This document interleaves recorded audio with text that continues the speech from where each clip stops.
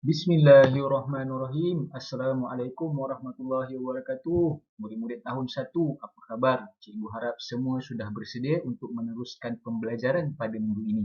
Kita teruskan pembelajaran PDPR Sains tahun 1 kita pada minggu ini. Pada minggu ini kita akan sambung pembelajaran kita berkenaan dengan magnet. Satu topik yang baru yang mana kita akan belajar berkenaan dengan kegunaan magnet dan bentuk-bentuk magnet. Kat sini kita akan tahu apa itu magnet dan apa kegunaan dia dan bagaimana bentuk-bentuk magnet yang ada di sekeliling kita.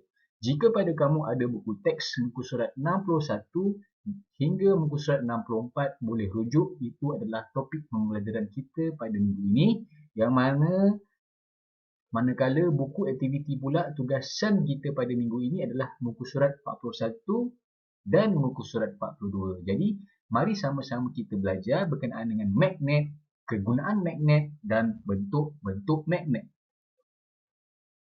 Murid-murid yang dikasihi sekalian, apa itu magnet? Sebelum kita belajar kegunaan magnet, kita belajar dulu magnet tu apa? Magnet secara ringkasnya ialah sejenis logam yang dikenali sebagai besi berani. Kenapa dia dipanggil logam sebagai besi berani? Sebab magnet ni, kalau ada di sekeliling kamu ada magnet, kalau kamu pernah nampak, dia boleh menarik objek-objek tertentu. Sebab tu dipanggil logam yang berani. Logam yang dikenali sebagai besi berani.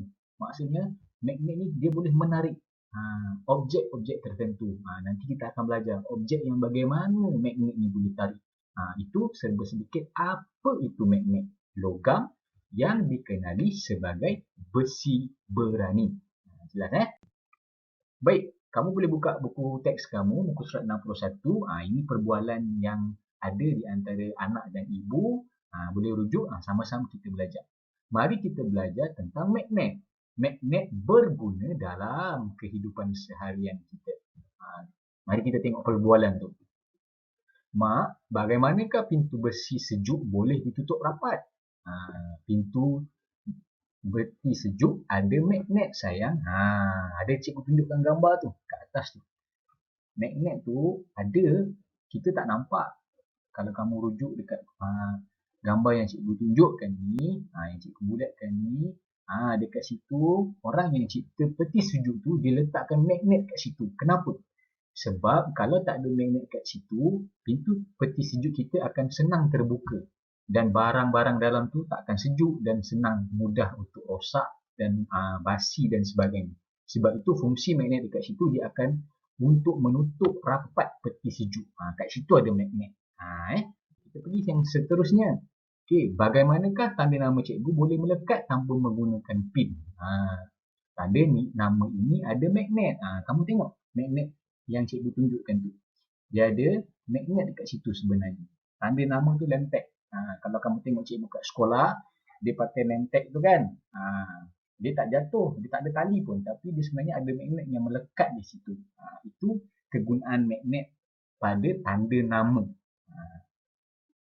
Seterusnya, ini biasa ada dekat dalam rumah kamu. Siapa kat rumah ada pensel box yang macam ni? Biasa murid-murid tahun 1 kebanyakannya memakai pensel box jenis macam ni. Bagaimanakah kotak pensel kamu boleh ditutup rapat? Mari kita dengar perbualan murid ni. Bagaimanakah kotak pensel kamu boleh ditutup rapat? Cuba lihat, ada magnet pada penutupnya. Pergi tengok kamu punya pensel box masing-masing. Dekat sini yang cikgu bulatkan ni. Dekat sini ada magnet. Ni, dekat sini ada magnet. Orang yang buat pensel box ni, dia letak magnet dekat situ. Kenapa? Supaya pensel box ini tidak mudah terbuka. Sebab tu dia letak magnet kat situ. Itu tujuan diletakkan magnet pada kotak pensel. Kebanyakan murid tahun 1 ada kotak pensel macam ni. Kat sini ada magnet kat situ.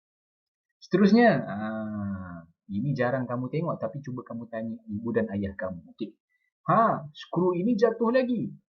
Orang tu kata, gunalah pemutar skru bermagnet ini. Magnetnya boleh memegang skru.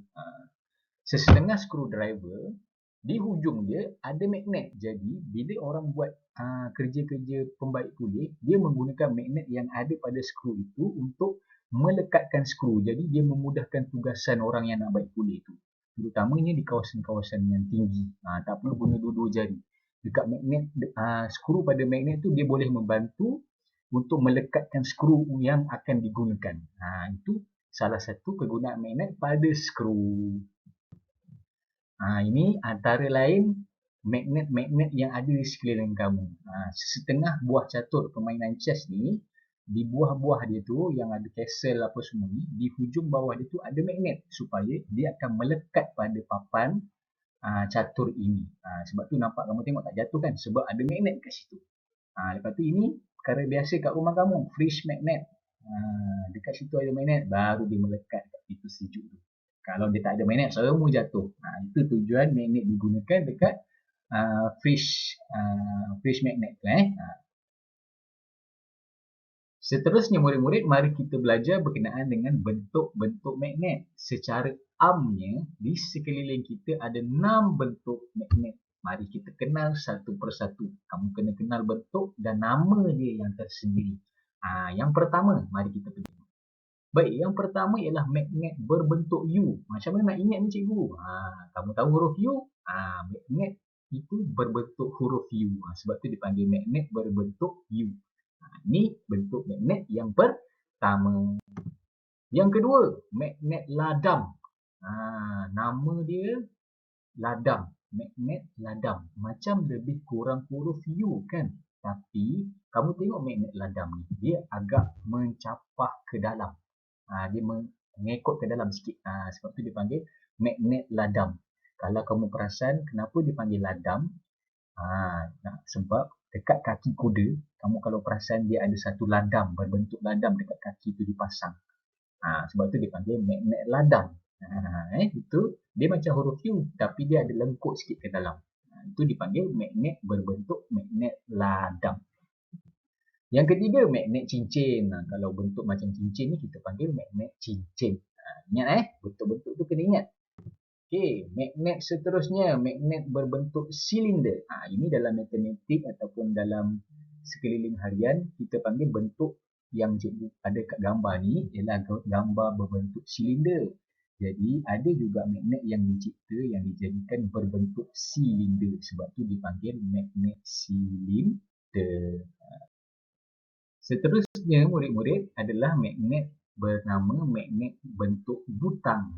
Nampak gambar tu kan macam bentuk butang. Sebab tu dipanggil magnet butang. Yang kelima, yang keenam ialah magnet berbentuk bar. Dia macam coklat kan. Bar coklat kita kan berbentuk bar. Sebab tu dipanggil magnet bar. Itulah 6 bentuk magnet yang telah kita pelajari. Yang pertama tadi magnet U. Yang kedua, magnet berbentuk ladam. Yang ketiga, magnet berbentuk cincin. Magnet berbentuk silinder.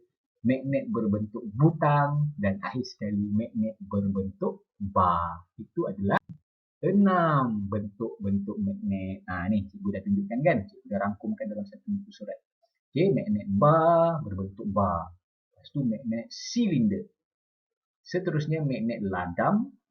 Magnet U, magnet butang dan magnet cincin.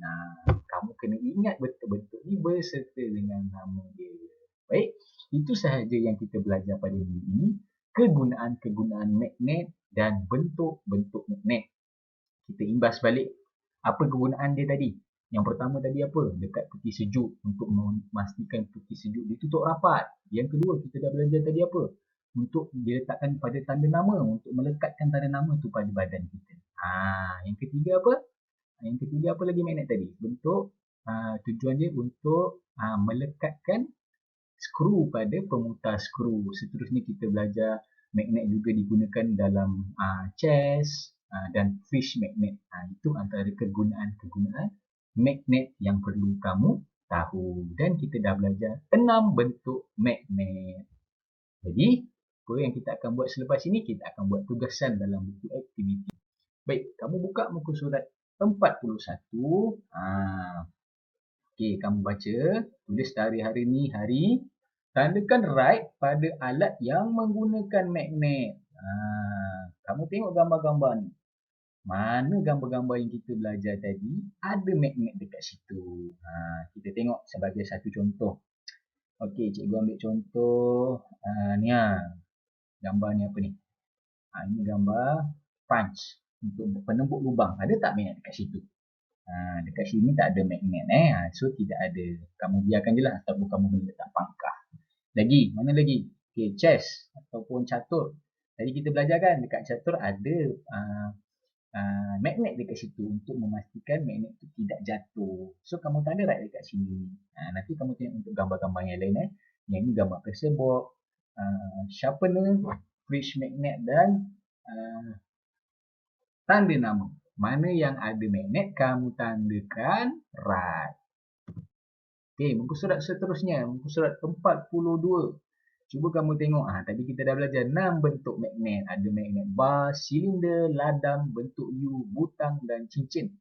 Jadi berdasarkan gambar ni, kamu letakkan nama dia yang betul. Contoh, cikgu ambil yang paling mudah.